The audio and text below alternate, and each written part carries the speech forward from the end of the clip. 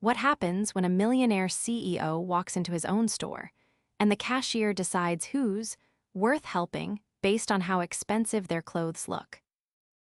Isaac Monroe had built his life from the ground up.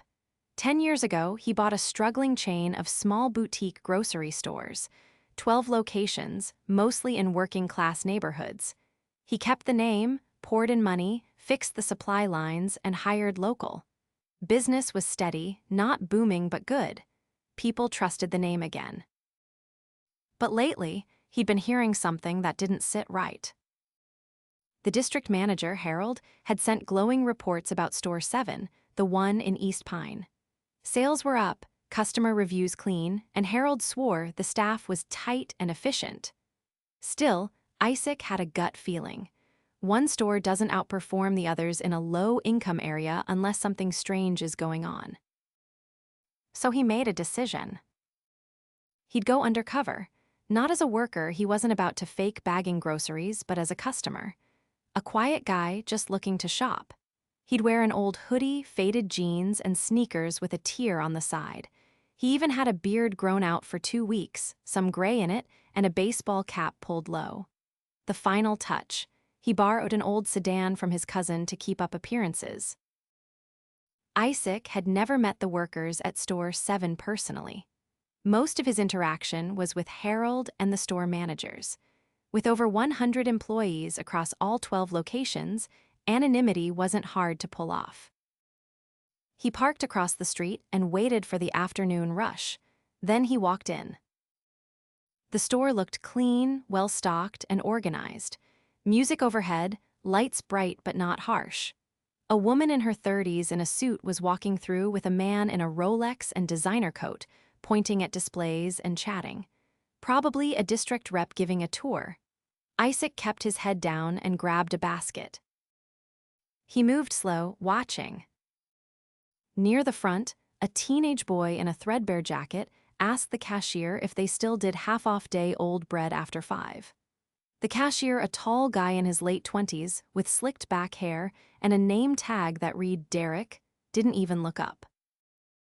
No, policy changed, full price now. The kid hesitated. Oh, okay, thanks. Derek rolled his eyes and turned toward a woman holding a designer purse. Ma'am, let me ring you up. Did you find everything okay? You know, we've got a premium olive oil that just came in. You might love it. Isaac narrowed his eyes. He kept walking. In the next 10 minutes, he saw it again. A man in paint-stained boots asked politely if a certain item was in stock. Derek barely mumbled a reply and pointed to aisle 7. 2 minutes later, a woman in heels and gold earrings walked up. Derek stood straighter, offered her a basket, and told her about the new imported cheese they'd just received. Isaac grabbed a few items: milk, bread, some fruit, and got in line behind a woman with 2 kids. She had a WIC card in her hand and a worried look on her face. Isaac watched closely. Derek sighed as she placed her items on the counter. You can't get that brand with WIC. Didn't you read the sign? The woman blinked. Oh, I thought. He cut her off. You thought wrong, I'll take it off. One of the kids, a girl around 6, clutched a small bag of apples. Derek scanned it, then stopped. Actually, WIC only covers a certain type of apple. These are Gala. You need Red Delicious. The mom looked crushed, but she picked those. Not my problem. You want to pay or not? Isaac felt his stomach twist. He stepped out of line. The woman apologized softly and left with half her items. Derek didn't even say goodbye. Isaac moved to the side and waited. He needed to see more. After about 20 minutes, he finally approached the register with his few items. Derek barely glanced at him. You got cash or card? Card, Isaac replied. Derek scanned his items. You're short a banana. Gotta weigh it to get the right price. Go grab another. Isaac looked at the line behind him. It's fine, just charge me for 2. Derek shrugged. Whatever. As he rang him up, a tall man in a tailored suit walked in. Derek's whole face lit up. "Mr. Langston, welcome back. That wine you like just came in. Want me to grab a bottle?" Langston smiled. "You're the best, Derek." Isaac paid and stepped aside. He stood near the exit, watching Derek for another 15 minutes. Same pattern. Anyone who looked poor got short, cold replies. Anyone who looked wealthy, Derek turned into a personal concierge. Then Isaac spotted something that hit him harder. An older woman came in. She had a shopping cart filled with cans and dented boxes, probably doing bulk shopping for a food pantry. She asked Derek if they had any expired items to donate. Derek gave a fake smile. "Sure, we'll check in the back. Wait over there." She waited and waited. After 20 minutes, she asked again. "Oh, sorry," Derek said. "Manager's not in, can't authorize it." The woman left, empty-handed. Isaac's fists were clenched. He turned and walked out the door, straight to the car. He sat there for a minute, processing. This wasn't just bad service. This was intentional. Derek was choosing who deserved kindness and who didn't based on what they wore and how much money they seemed to have. Isaac rubbed his face. He wasn't even sure how to move forward yet, but he knew one thing. He was coming back. And next time, he wouldn't be alone.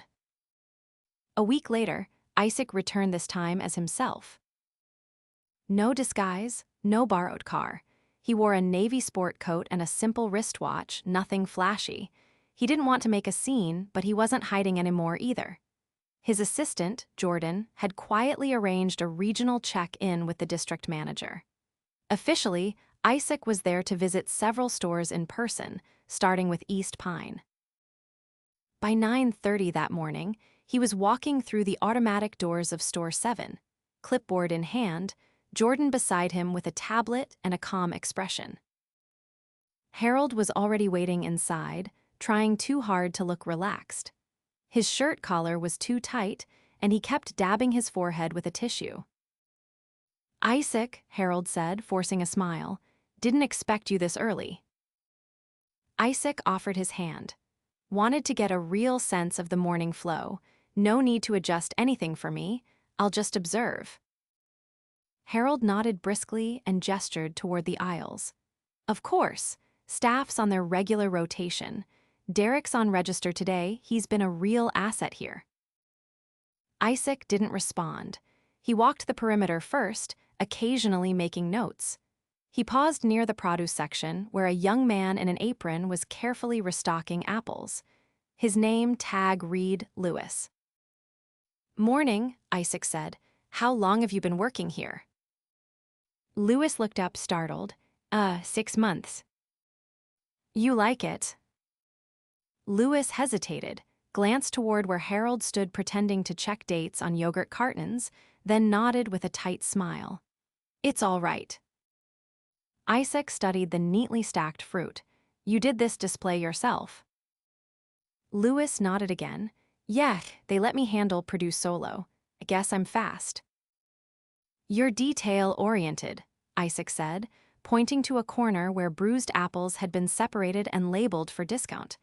"That's hard to teach." Lewis blinked, unsure what to say. Isaac moved on. Near the frozen section, a delivery guy was signing off on a shipment. A floor supervisor, a woman in her 40s with glasses and thick curls pulled into a bun, was directing 2 younger employees. She didn't notice Isaac watching, but her tone was clear. Efficient, respectful, sharp. She didn't waste words, but she didn't bark either. Isaac turned to Jordan. "Get her name." Jordan tapped the screen. "Sandra DeWitt, floor lead, been here over 3 years." Isaac nodded. "She run the morning shift." 5 days a week. They kept walking until they reached the front. Derek stood at register 2, just as polished as before. His shirt was crisp. His hair was styled. A Bluetooth earpiece sat in one ear, which he occasionally adjusted between customers. He was scanning items for a woman holding a designer clutch. His voice was smooth, practiced. Would you like me to double bag those? The organic eggs sometimes shift in transit. The woman smiled, impressed. Sure, thank you. Isaac waited nearby as Harold caught up again. Derek's one of our best, Harold said quietly. He's great with customers. Isaac didn't look at him. What's your turnover rate here? Harold blinked. This location? Pretty normal, I think. Maybe 2 or 3 people leave each month. Isaac's eyes flicked to Derek. How many cashier positions do you have? 3 full-time, 1 part-time. So you've replaced almost every one of them in the last few months. Harold shifted. Well, some of them weren't a good fit. And you know, younger workers sometimes they're not reliable. Isaac nodded slowly, but said nothing. At that moment, a man in his 50s with paint on his forearms and a tired gait approached Derek's register. He placed a loaf of bread, a pack of instant noodles, and a can of beans on the belt. Derek didn't greet him. He scanned the items quickly. The man pulled a folded $5 bill from his pocket and handed it over.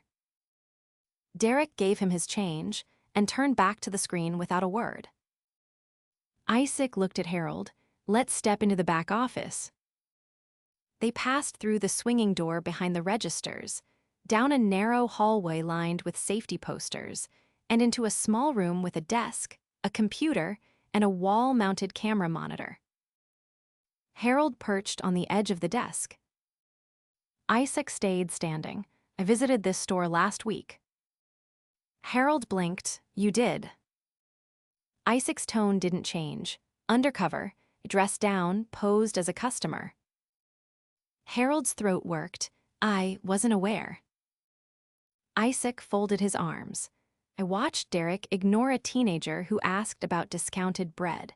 I watched him dismiss a mother using WIC. Watched him lie to a woman collecting food for a shelter, all while giving concierge-level service to people flashing designer bags. Harold opened his mouth, then closed it again. I want to see the employee complaint log for the last 6 months, Isaac said quietly. And I want to know how many of those complaints mention the front register. Harold hesitated. There've been a few personality clashes, nothing major. Who handles those reports? I do, they come to me first. Isaac looked him in the eye. Not anymore. He left the office without waiting for a reply. Back on the floor, he spotted Sandra near the cleaning supplies, checking stock against a clipboard. He approached her. MS DeWitt. She turned surprised. Yes. I'm Isaac Monroe. I own the company. She blinked, then straightened slightly. I didn't know you were coming today. I didn't announce it. Can I ask you a few direct questions? Of course. How would you describe morale among the staff here? Sandra looked around, then back at him. Low. Why? She lowered her voice. There's favoritism at the front. Some employees get away with things others would be fired for, and the staff who actually care about doing things right, they're burning out. Isaac nodded once. Have you reported this? I mentioned it in a few weekly summaries. I never heard anything back. Isaac reached into his pocket and handed her a card. This is my direct line. Going forward, if something threatens the integrity of this store, you call me. No chain of command. She took the card, speechless. By noon, Isaac had reviewed the last 6 months of customer complaints, scanned through edited employee schedules, and pulled transaction data from the POS system. A pattern emerged quickly. Derek's register had a lower rate of WIC and EBT transactions compared to the others, despite being the most used lane. Several customers had written in about being treated coldly or rushed. None of those complaints ever made it past Harold. At 1:30, Isaac returned to the front. Derek was mid-conversation with a man in a tailored jacket, laughing and gesturing toward a gift basket display. Isaac waited until the man left, then stepped forward. "Derek." "Yes, sir. Oh." Derek's face shifted mid-sentence, recognition dawning. "I'm Isaac Monroe. We need to talk." "Of course, should I?" "And now." Isaac led him to the office in silence. Jordan was already inside, pulling up footage from the past week. Once the door shut, Isaac turned. "I've reviewed customer complaints, transaction data, and security footage. I've spoken to staff. I visited this store myself last week." Derek swallowed, face pale. "You've created a tiered service model based on appearance," Isaac said. "You decide who gets respect and who gets indifference. You've ignored our policies, embarrassed our brand, and made people feel unwelcome." "It's not like that," Derek began. Isaac didn't let him finish. "You're done here, effective immediately." Derek opened his mouth again, but said nothing. Isaac nodded to Jordan, who handed Derek a form. "Sign it. You'll be compensated for your full week. Security will escort you out after you collect your things." Derek stared at the paper, then scrawled his name. As he left, Isaac turned to Jordan. "Find me every employee who submitted a concern in the last 6 months. I want to meet them. Today." Lewis stood near the loading dock sorting empty crates when Isaac approached. The air smelled faintly of citrus and cardboard, and the only sound was the clatter of pallets being stacked. "Hey," Isaac said, "got a few minutes?" Lewis turned unsure. "Yeah, sure. Is this about the produce?" "Not today. I read through some reports, saw your name on a couple." Lewis rubbed his palms on his apron. "I didn't mean to get anyone in trouble. Just wrote what I saw." Isaac leaned against a nearby shelf. "You did the right thing. I'm not here looking for excuses. I'm here to understand what's really been happening." Lewis hesitated, then nodded slowly. "It's been weird. When I started, I liked it. The team was solid. But lately, people stopped talking during breaks. People just go home right after their shifts. Nobody sticks around." "Why do you think that changed?" "Management stopped listening. We'd bring stuff up like when customers complained about being rushed or ignored, but nothing ever happened. Eventually, people gave up trying." "Did you ever consider leaving?" Lewis shrugged. "Couple times, but my mom's been sick and this job's close to home. It pays better than fast food and I don't have a car." Isaac folded his arms. "What would make you want to stay long-term?" Lewis blinked at the question. "I don't know. Maybe if I felt like it mattered when we spoke up, like someone actually heard us." Isaac nodded once. "Thanks for being honest." He left Lewis to his crates and walked the length of the back hallway, where the employee break room sat tucked between storage rooms. Inside, 3 staff members sat at a folding table. A woman with a bandana wrapped over her braids, a short man with a scar across his nose, and a younger woman stirring something in a paper cup. They fell quiet when Isaac entered. "Don't get up," he said. "I'm not here to check your lunch." The man with the scar raised a brow. "You're the owner, right?" Isaac nodded. "I am."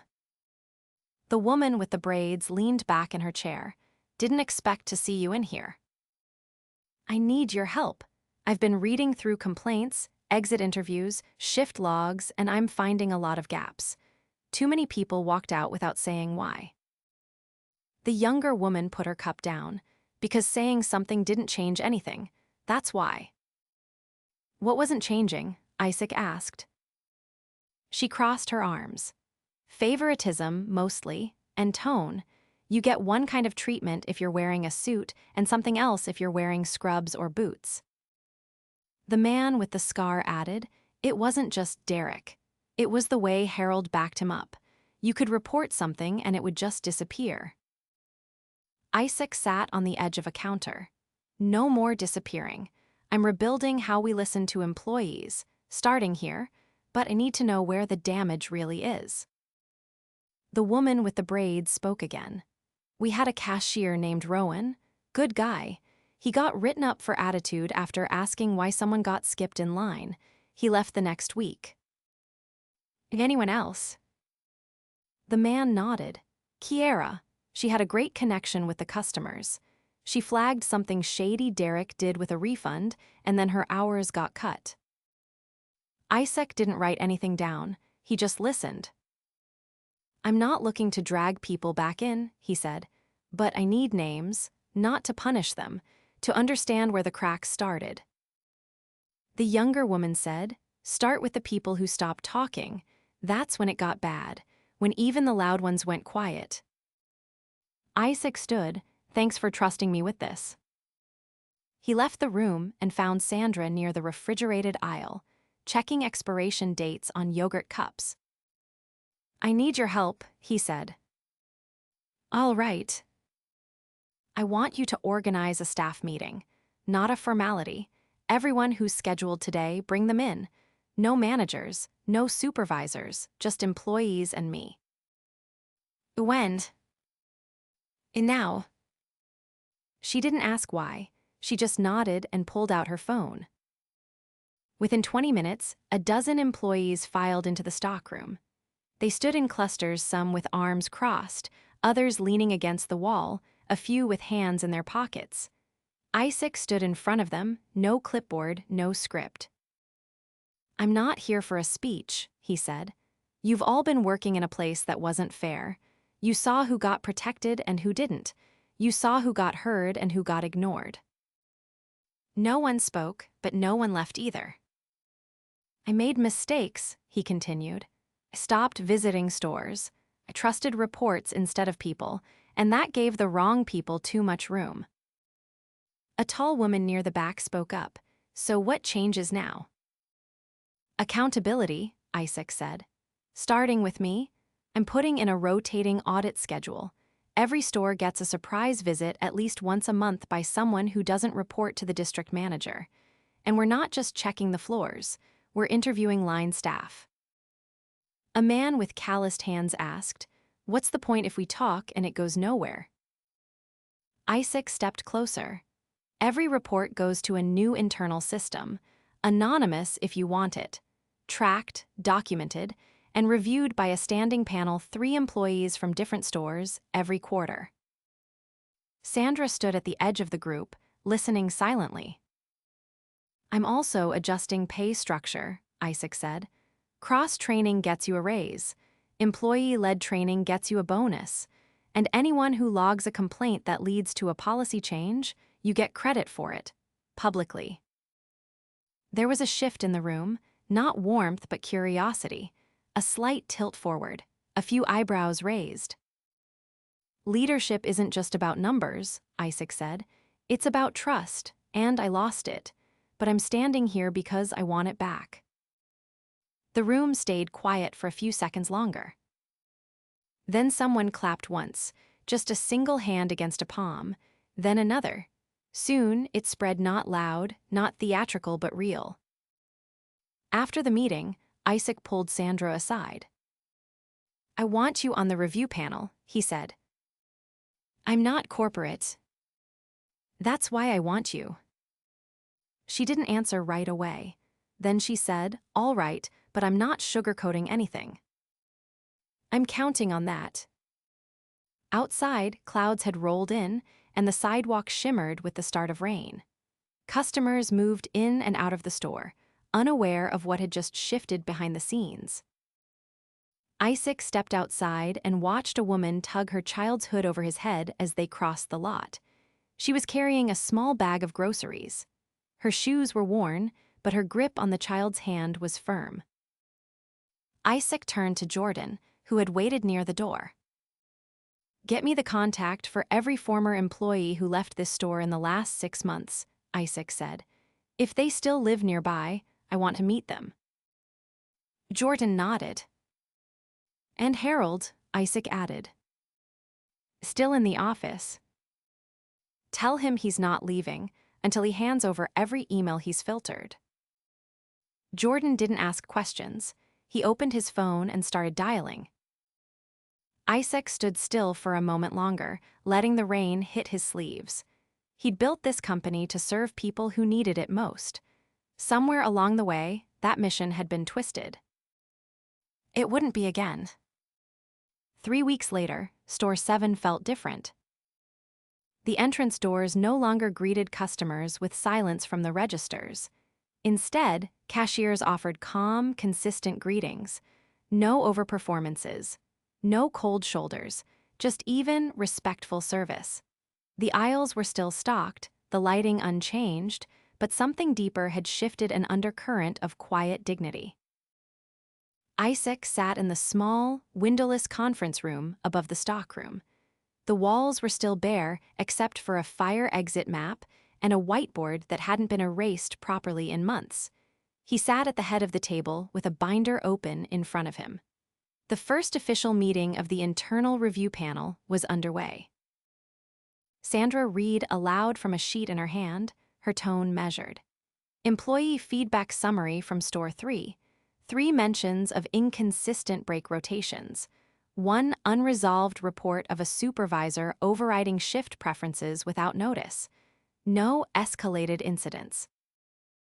On her left, Nathan, a warehouse team leader from Store 9, added, "If that's consistent across more locations, we might need to review how floor leads are trained on scheduling.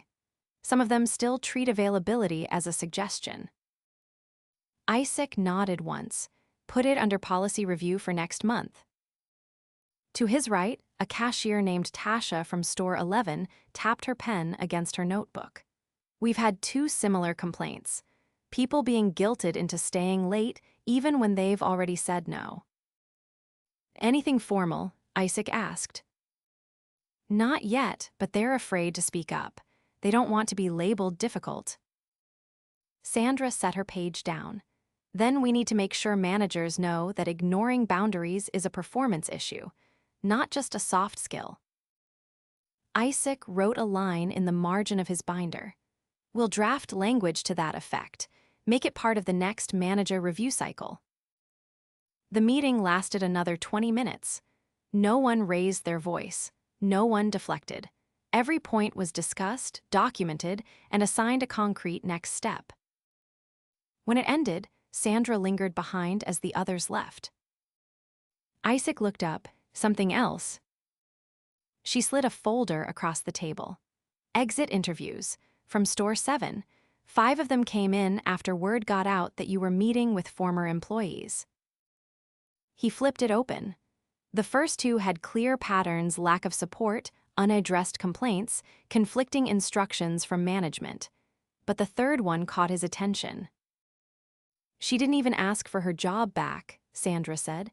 "Just wanted someone to know what happened." Isaac read the line again. "I stopped believing anyone cared. I just wanted to work, but I got tired of pretending it didn't matter how I was treated." He closed the folder. What was her name? "Jasmine Ortega, left in October. She was a night shift stalker." "Find out where she's working now. I want to speak with her." Sandra nodded once and left the room. Later that afternoon, Isaac walked the floor of Store 7 again. The layout hadn't changed, but the energy had. Lewis now trained a new hire at the produce station, guiding her through the labeling process with quiet patience. At Register 1, a young man in a hoodie paid with an EBT card. The cashier, Tasha's cousin who had transferred in 2 weeks ago, smiled and asked if he needed help bagging. No showmanship, no second guessing, just service. Out of habit, Isaac glanced toward the customer service counter. A few people were waiting in line: an elderly man with a return slip, a woman in scrubs holding a receipt, and a teen with a backpack slung over one arm. All of them were being helped. No one rushed, no one overlooked. He turned and walked into the office.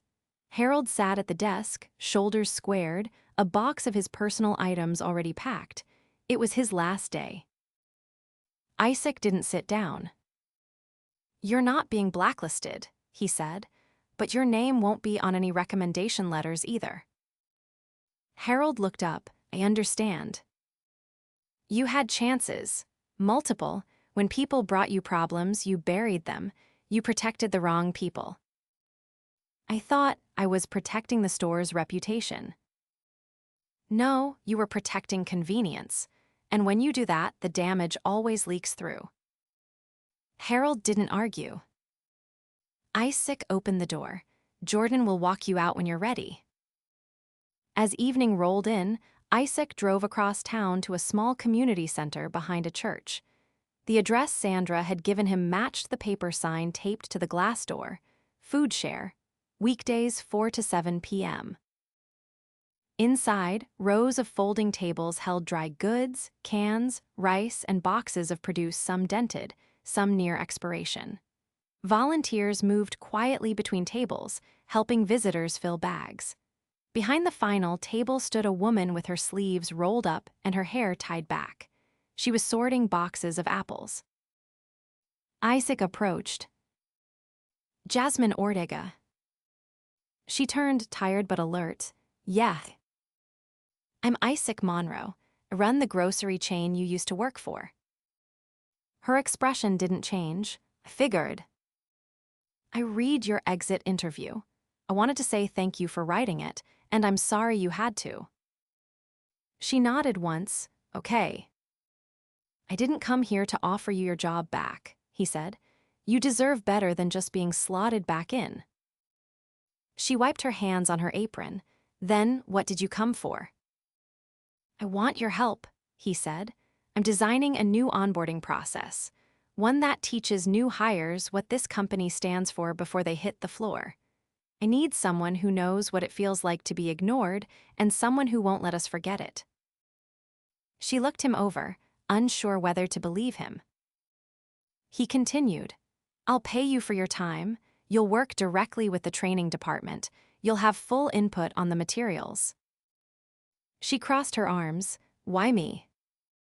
Because you don't owe me anything, and I trust people more when they're not trying to impress me.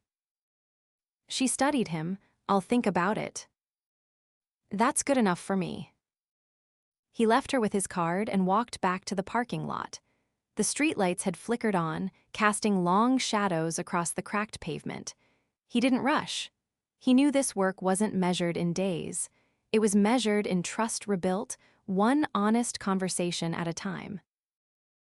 By the end of the month, 3 new hires completed their onboarding using the revised training packet. It included a section titled Customer Dignity, Non-Negotiable Standards, co-written by Jasmine. Her language was blunt, but it didn't need polish. It needed truth. Lewis was promoted to assistant floor lead.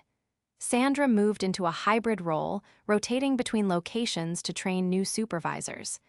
The internal panel continued meeting monthly, reviewing anonymous feedback, exit summaries, and performance trends. It wasn't glamorous work, but it was honest. And Isaac kept visiting stores. No press releases, no photo ops, just walking the floors, watching, listening, and sometimes asking quiet questions like, "How's your shift been?" or anything we could be doing better. He never waited for a manager to interpret the answer. In time, the culture shifted, not because rules changed, but because people believed it was safe to care again. And that made all the difference.